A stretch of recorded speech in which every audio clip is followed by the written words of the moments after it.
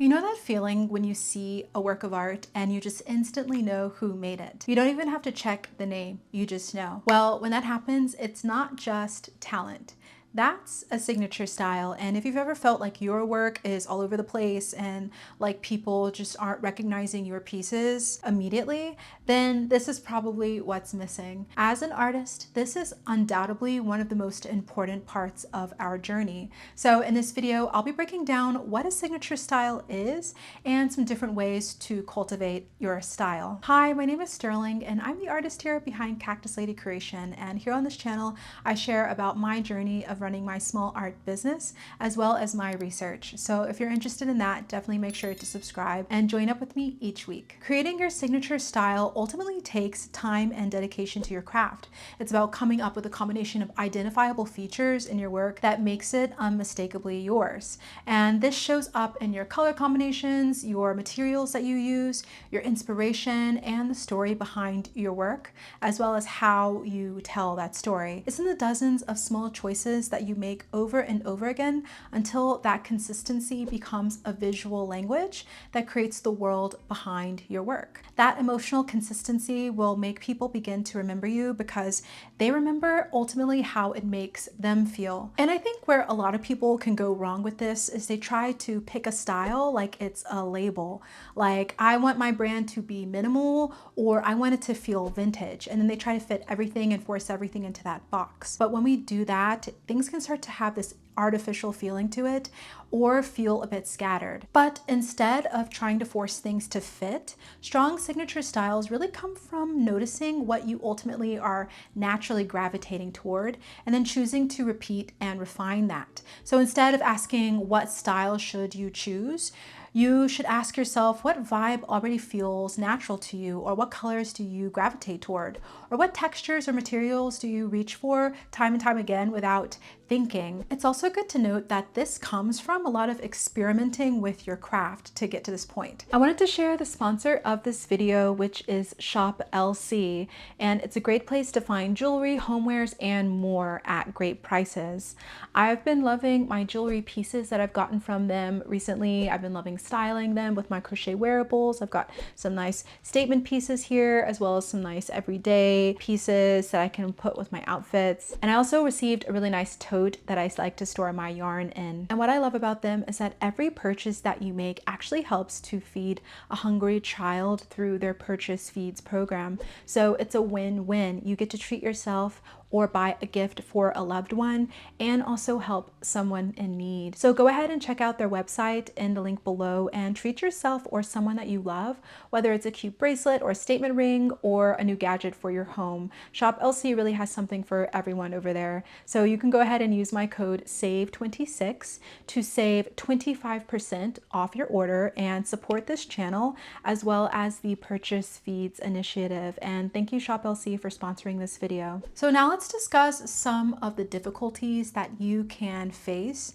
when you're trying to find your signature style. It's really good when you're at the beginning of your stage with your craft to just try everything. You want to try all the materials, you want to jump on the new trends, you want to switch up your aesthetics. But then after a while of doing this, the problem can lie in waiting for that aha moment when your style will just magically appear. But having this kind of approach for too long can make it nearly impossible for anyone to recognize your work, because when your creations are inconsistent, your audience doesn't know which one is yours. They only begin to recognize you when you have that distinct style and you continuously repeat it. So after going through that learning and experimental phase, it's good to start to note, what do you like? What colors and materials and style and approach do you like the most? And a signature style is built through intentional repetition. So each time you make a choice and you repeat it, you're creating clarity around what your style is. So instead of searching for that perfect style, it's good to over time begin to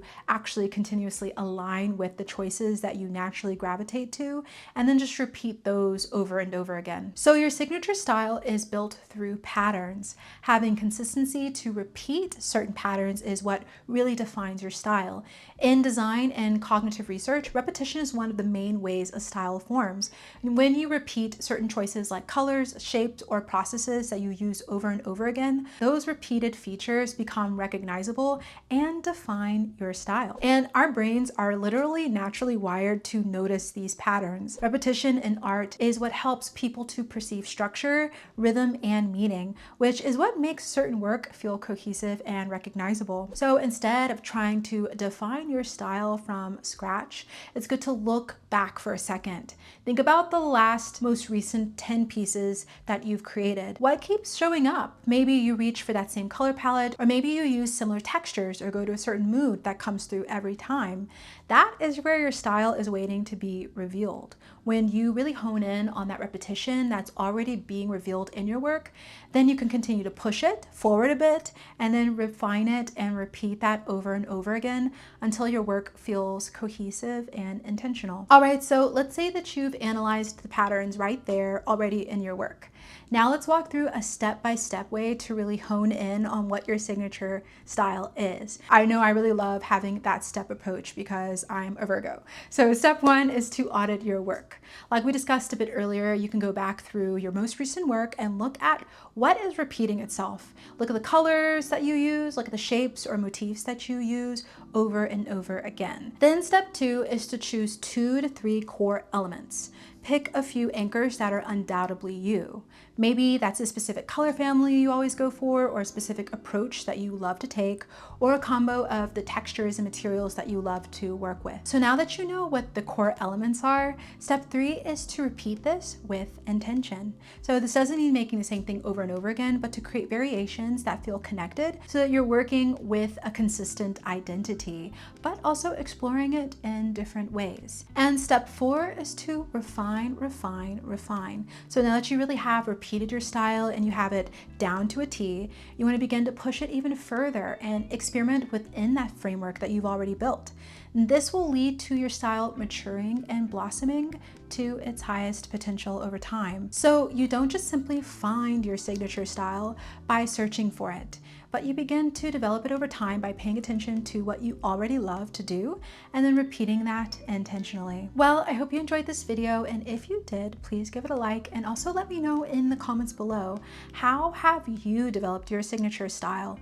Or if you're still working on it, where are you with that journey? Let me know in the comments below, and let's keep our conversation going on down there and trade insight with each other in the comments.